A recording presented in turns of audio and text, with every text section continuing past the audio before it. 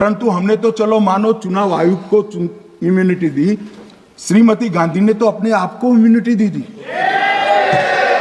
और फिर जब ये संवैधानिक सुधार के वायरस चैलेंज हुए तो वो केस जीतने के लिए 2, 3 और 4 नंबर के सर्वोच्च न्यायालय के जज को बाईपास कर चौथे नंबर के जज को चीफ जस्टिस बनाया और वहां केस भी जीत लिया।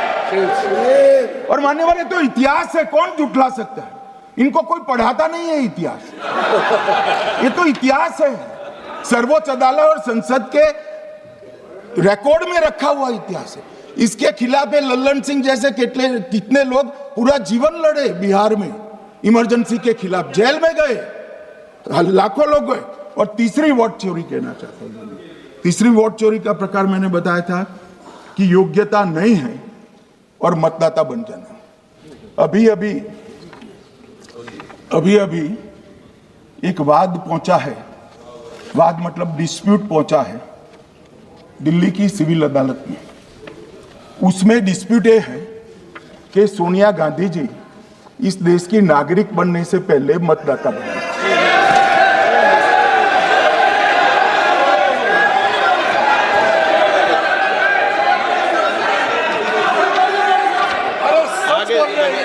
आगे सुनो, बोल क्या रहे, पूरी बात तो सुनो।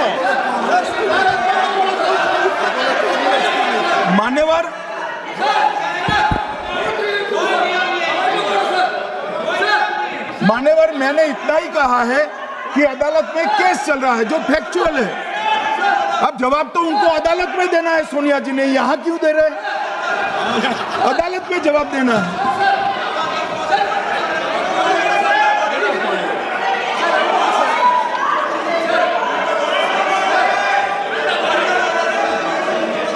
बीच के भाषण में पॉइंट ऑफ ऑर्डर नहीं होता।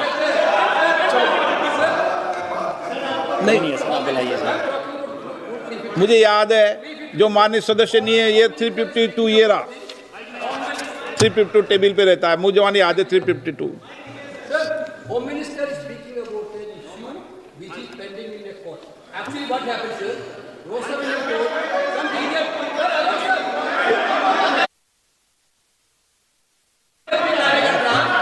filed a case on Madam Sonia Gandhi's voting on that 80. Sir, that Ross Avenue court dismissed that case without, there is no substance in that case. After that, the same person given an appeal. Gandhi not even voted in that election. I am challenging Home Minister. Okay. Sonia Gandhi not even voted that election. Can you prove it? Can you prove it? Sir, misleading statement a Home Minister doing. Sir, you are. What is this, sir? एक minute please दादा, एक minute please. No, बैठिए। No मान्य please देखिए मान्य सदस्य 2 दिन से मैं चर्चा को सुन रहा हूं और 2 दिन से चर्चा को सुन रहा हूं और 352 आपने भी पढ़ा है, मैंने भी पढ़ा है, ठीक है ना। कई बार इधर से भी उधर से भी इस विषय को कई बार बोला गया है। जब डिबेट चलती है उसके संदर्भ में कई विषयों को बोला जाता है, ठीक है ना। और इसीलिए सुनिए बात, माननीय गृह मंत्री जी ने, आपने आधी बात सुनकर हर 2-2 मिनट में उठने लगोगे, ऐसे चर्चा नहीं होती। आप उनकी पूरी बात को सुनिए, क्या संदर्भ था, उन्होंने कोई फैसला नहीं दिया है, उन्होंने एक जानकारी जो आई है वो जानकारी सदन के पटल पे रखी है। अब मुझे सुनिए तो, अब आपने एक मुद्दा खड़ा किया, मुझे जवाब तो देने दीजिए। मान्यवर मैंने कुछ ऐसा नहीं कहा, मैंने सिर्फ इतना कहा है कि एक वाद दायर हुआ है दिल्ली की अदालत में, मैंने कोई कंक्लूजन नहीं कहा। मैंने कहा कंक्लूजन का, मैंने कोई कंक्लूजन नहीं कहा। कंक्लूजन तो जब उनका नोटिस का जवाब वो दे देगी तब अदालत देगी, तब फिर से बताऊंगा मैं। मगर अभी तो मैंने सिर्फ इतना कहा है कि वहां एक केस रजिस्टर्ड हुआ है जिसमें श्रीमती गांधी को नोटिस इश्यू किया है। इसमें इतने लाल पीले होने की जरूरत क्या है? मान्यवर, हम सबका साझा दायित्व है। हम भी विपक्ष में बैठे हैं। हम चुनाव जितने जीते हैं इससे ज्यादा हारे हैं।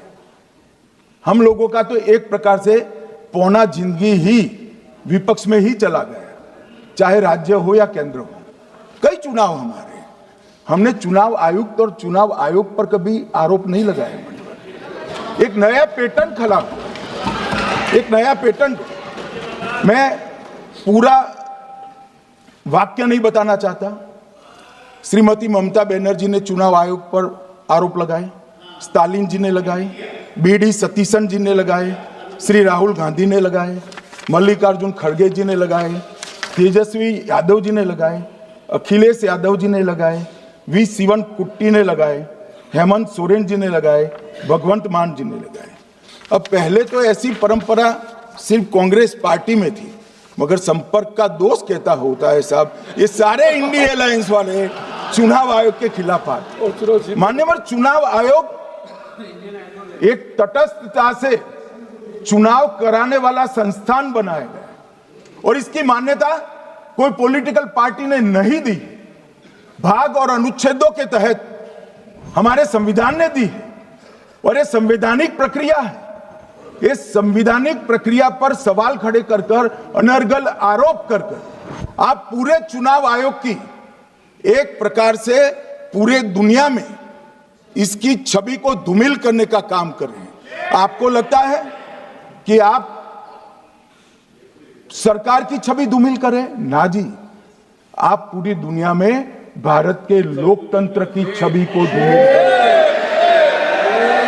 मान्यवर, सरकार का तो इतना ही सवाल है, मान्यवर सरकार का तो इतना ही सवाल है कि भारत के मतदाता क्या सोचेंगे, मगर मतदाता का सोचने का सवाल नहीं है। मतदाता को तो मालूम है कि हमने तो वोट दिया है इसलिए चुनकर आए हैं, तो उसके मन में कोई डाउट नहीं है।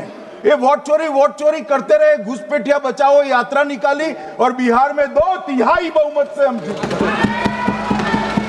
मान्यवर, ये जो नई परंपरा शुरू हुई कि देश के अंदर चुनाव न जीते तो चुनाव आयोग को बदनाम करो, चुनाव प्रक्रिया को बदनाम करो, मतदाता सूची को बदनाम करो, ये हमारे लोकतंत्र का भला नहीं करेगी। यही आयुक्त के, यही सरकार के होते हुए आप कई चुनाव जीते हैं।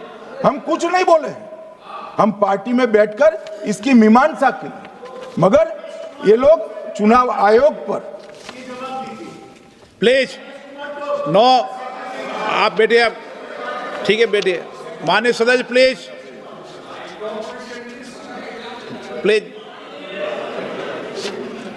मान्यवर, मैं थोड़ी स्पष्टता के लिए आंकड़ा देना चाहता हूं। मई 14 में श्रीमान नरेंद्र मोदी इस देश के प्रधानमंत्री बने, तब से उनको आपत्ति है। तो एनडीए क्या क्या जीती? 3 लोकसभा चुनाव हम जीते, 41 राज्यों के विधानसभा चुनाव जीते, तो हम 44 विधानसभा टोटल चुनाव जीते हैं 2024 से 25 तक। मगर वो भी 30 चुनाव जीते हैं अलग अलग विधानसभा में, 30 जगह पे। अगर मतदाता सूची करेक्ट है तो क्यों शपथ लिया, क्यों चुनाव लड़ा? आप बताइए देश की जनता को। आप लोग यहाँ कैसे पहुंचे? श्री राहुल गांधी जहां से चुनकर आए थे, वो वायनाड की मतदाता सूची में भी मेरी पार्टी ने प्रेस कॉन्फ्रेंस कर इसी प्रकार की डिस्क्रिपेंसी को बताया है। इसका जवाब नहीं देते। हमने अमेठी का भी बताया है, इसका जवाब नहीं देते हैं। मान्यवर, ये चुनाव की मतदाता सूची में जो थोड़ी बहुत गलतियां हैं, उसको वो लोग मुद्दा बनाते हैं चुनाव हारने का। चुनाव हारने का कारण है नहीं, मैं अंत में बताऊंगा क्यों हारते हो चुनाव, मैं बताऊंगा मान्यवर अंत। परंतु फिर भी चलो मान ले कि मतदाता सूची ठीक नहीं है, तो गहन पुनः निरीक्षण का मतलब ही ये है कि मतदाता सूची को सुधारने की प्रक्रिया। अब इसमें आपके बीएलए सहयोग नहीं करते हैं, आप उसका बहिष्कार का ऐलान करते हो, आपकी राज्य सरकारें जहां है वो मदद कम करती हैं, तो कैसे मतदाता सूची का शुद्धिकरण होगा? जो आपकी डिमांड है वो ही चुनाव आयोग कर रहा है। आपकी डिमांड है कि मतदाता सूची ठीक हो, वो चुनाव आयोग कर रहा है। मगर हुआ क्या है मान्यवर मालूम है? इनको अब अगर प्रेस में कोई पत्रकार उनको पसंद ना आए ऐसा सवाल पूछते हैं तो तुम बीजेपी के एजेंट हो ऐसा कहते हैं। मान्यवर, सवाल जो भी हो उसको लेना चाहिए। मान्यवर, पत्रकार कभी बीजेपी का एजेंट नहीं होता है, मगर आप अगर ऐसा मानते हो कि लोकतंत्र में आपको पसंद आए ऐसे ही सवाल पत्रकार पूछे तो ये नहीं हो सकता। इमरजेंसी नहीं है भाई, इमरजेंसी नहीं है। मान्यवर, एक प्रेस में कोई सवाल पूछता है तो कहते हैं बीजेपी के एजेंट हो। केस आते हैं तो जज पर आरोप कर देते हैं, चुनाव हारते हैं तो ईवीएम पर आरोप करते हैं। ईवीएम की दलील अब गले नहीं उतरती तो वोट चोरी का मुद्दा लेकर आए। वोट चोरी का मुद्दा लेकर पूरा बिहार में यात्रा निकाली, फिर भी हार गए। अब हारने का कारण आपका नेतृत्व है, ये हारने का कारण ईवीएम और मतदाता सूची नहीं। और अगर ये मानते हैं मान्यवर,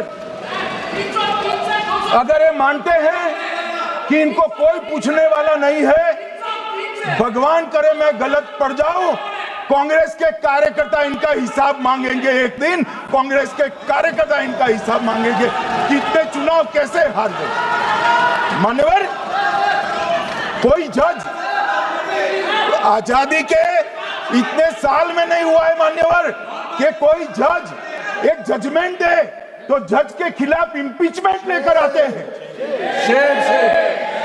अपनी वोट बैंक को एड्रेस करने के लिए इंपीचमेंट लेकर आते हैं मान्यवर। और ये सारे ने तो साइन कर दिया, साथ ही साथ उद्धव जी ने भी साइन कर दिया। उद्धव जी, जजमेंट क्या है? एक पहाड़ी पर मान्यता है कि हाँ सबसे ऊपर दिया जलाया जाए। मान्यवर, एक वोट बैंक को संभालने के लिए एक हाईकोर्ट के जज के सामने इंपीचमेंट लेकर आए हैं। देश की जनता उनको मदद नहीं करे।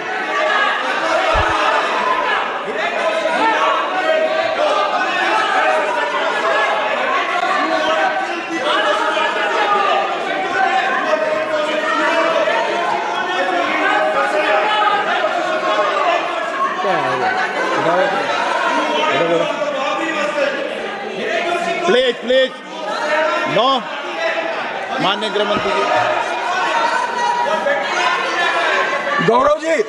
गौरव जी बैठ जाइए, नया मुद्दा शुरू हो रहा है। प्लीज, अरे भैया प्लीज मेरी बात सुनो ना। माननीय गृह मंत्री जी, माननीय गृह मंत्री जी, माननीय गृह मंत्री जी, नया मुद्दा शुरू हो रहा है, फिर से खड़ा होगा होना। आप बैठ जाइए प्लीज। नो, ये तरीका ना। मणिकम जी प्लीज बैठिए। नो, ये तरीका ठीक नहीं है। प्लीज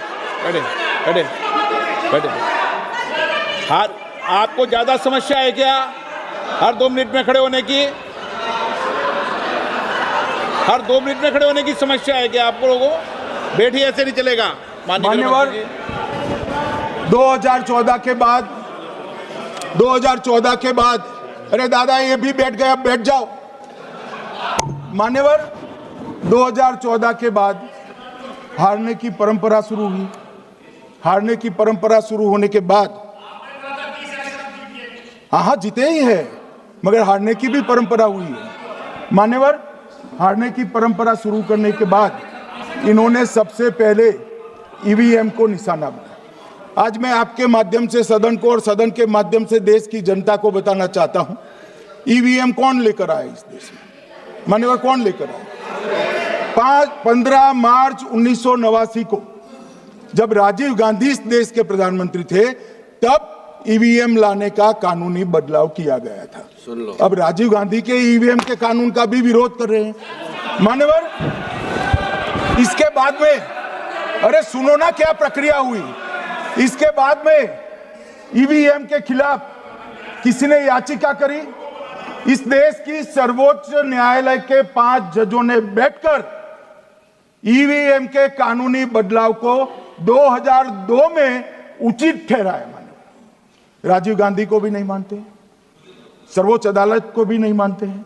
फिर 98 में मध्य प्रदेश, राजस्थान और दिल्ली, इसमें सिर्फ 16 विधानसभाओं में इसका ट्रायल लिया गया। कितना केयरफुल है ये भी बताता हूं। हुडा बैठो, ये भी कितना केयरफुली चुनाव आयोग आगे बढ़ा है। मध्य प्रदेश, राजस्थान और दिल्ली, ये राज्यों की सिर्फ 16 विधानसभा में इसका ट्रायल लिया गया। हर प्रकार से चेक कर ईवीएम का उपयोग सबसे पहली बार पूरे देश में 2004 में हुआ।